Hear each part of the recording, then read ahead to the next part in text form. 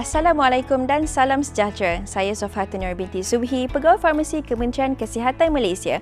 Saya ingin berkongsi dengan anda tentang modul Kenali Ubat Anda. Dalam sesi ini, saya ingin berkongsi tentang hak sebagai pengguna ubat, apakah itu ubat serta apakah itu penggunaan ubat secara berkualiti.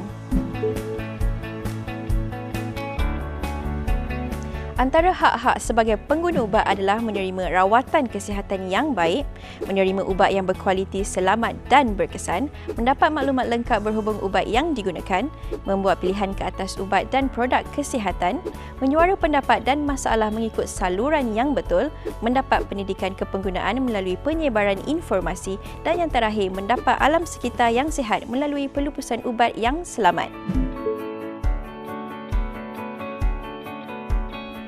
Apakah yang dimaksudkan dengan ubat? Ubat adalah bahan yang digunakan untuk mencegah, mengawal atau merawat penyakit. Contoh ubat yang digunakan untuk mencegah penyakit ialah vaksin untuk penyakit polio dan pneumokokal. Contoh ubat yang mengawal penyakit pula ialah ubat untuk rawatan diabetes dan rawatan hipertensi. Contoh merawat penyakit pula ialah ubat tahan sakit untuk sakit kepala dan antibiotik untuk jangkitan bakteria.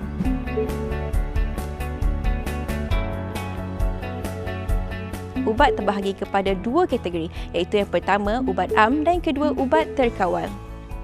Ubat am atau nama lainnya over the counter OTC boleh dibeli tanpa preskripsi di kedai farmasi atau kedai biasa, contohnya ubat demam. Ubat terkawal pula dibahagikan kepada dua, ubat terkawal dengan preskripsi dan ubat terkawal tanpa preskripsi. Ubat terkawal dengan preskripsi ialah ubat yang hanya boleh dibekalkan kepada pesakit melalui doktor atau ahli farmasi dengan preskripsi. Contohnya ubat bagi merawat penyakit hipertensi dan diabetes. Manakala ubat terkawal tanpa preskripsi pula ialah ubat yang boleh diperoleh melalui ahli farmasi. Contohnya ubat krim dan ubat selsema. Tahukah anda nama ubat anda? Ubat mempunyai dua jenis nama, iaitu yang pertama nama generik, yang kedua ialah nama jenama. Nama generik merupakan bahan aktif dalam ubat. Nama generik tidak berubah, contohnya paracetamol. Nama jenama pula merupakan nama yang diberikan oleh syarikat pengeluar. Terdapat pelbagai nama jenama bagi satu nama generik ubat. Penggunaan ubat secara berkualiti menekankan konsep 5B bagi memastikan pengguna mengambil ubat yang betul. Yang pertama, pengguna yang betul. Pastikan ubat yang diambil adalah untuk pengguna yang betul. Rujuk nama pesakit pada sampul ubat sebelum mengambil ubat. Yang kedua, ubat yang betul. Semak nama ubat pada sampul ubat. Pastikan ubat yang diambil adalah untuk masalah kesihatan yang dialami. Contohnya, jika anda menghidap penyakit darah tinggi, anda perlu makan ubat untuk rawatan penyakit darah tinggi. Yang ketiga, dos yang betul. Semak dos ubat yang perlu diambil pada sampul ubat. Ambil ubat mengikut jumlah dan kekerapan yang diarahkan. Contoh, jika doktor mengarahkan untuk ambil 2 biji, anda perlu ambil 2 biji. Jangan kurangkan atau tambahkan dos tanpa arahan daripada doktor. Yang keempat, cara pengambilan ubat yang betul. Baca dan patuhi arahan cara pengambilan ubat. Contoh, ubat tablet yang perlu ditelan. Jangan kunyah atau hancurkan sekiranya tidak diarahkan oleh doktor atau ahli farmasi. Anda juga perlu ambil perhatian kepada arahan khas sekiranya ada. Contohnya, ubat ini mengakibatkan mengantuk. Terdapat juga ubat yang memerlukan teknik khas atau cara pengambilan yang khusus seperti inhaler atau insulin. Cara pengambilan ubat yang betul adalah penting bagi memastikan keberkesanan rawatan yang diterima. Yang kelima, masa pengambilan ubat yang betul. Ambil ubat mengikut sela masa yang ditetapkan. Berikut dipaparkan cadangan waktu pengambilan ubat. Dos 1 kali sehari perlu diambil setiap 24 jam. Dos 2 kali sehari perlu diambil setiap 12 jam. Dos 3 kali sehari perlu diambil setiap 8 jam. Dan dos 4 kali sehari perlu diambil setiap 6 jam. Anda boleh menyusun jadual pengambilan ubat anda mengikut jadual harian anda. Jika perlu, dapatkan nasihat lanjut doktor dan ahli farmasi.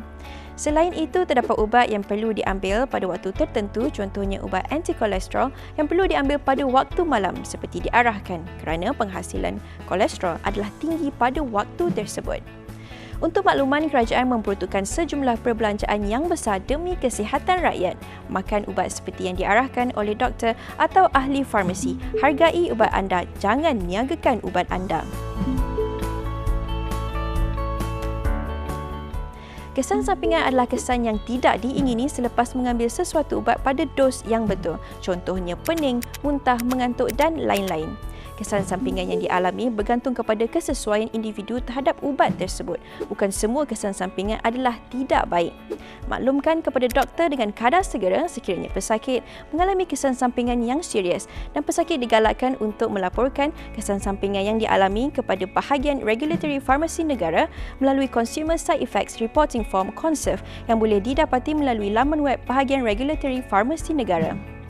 Alahan ubat pula merupakan kesan yang tidak diingini berpunca daripada kesan hypersensitivity terhadap ubat yang diambil.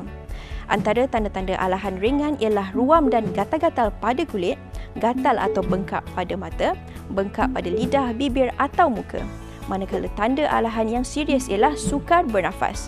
Reaksi alahan tidak berlaku kepada semua orang. Maklumkan kepada doktor dan ahli farmasi dengan kadar segera sekiranya pesakit mengalami alahan yang serius. Kad alahan ubat akan diberikan kepada pesakit yang mengalami alahan setelah disahkan oleh doktor di fasiliti kesihatan kerajaan. Pastikan sentiasa membawa kad alahan ubat sekiranya ada setiap kali mendapatkan rawatan kesihatan atau bekalan ubat anda. Ingat, amalkan konsep 5B ya. Diharapkan informasi yang diberikan tentang cara pengambilan ubat yang betul ini dapat memberi manfaat kepada semua. Terima kasih kerana sudi meluangkan masa bersama-sama saya sepanjang sesi ini.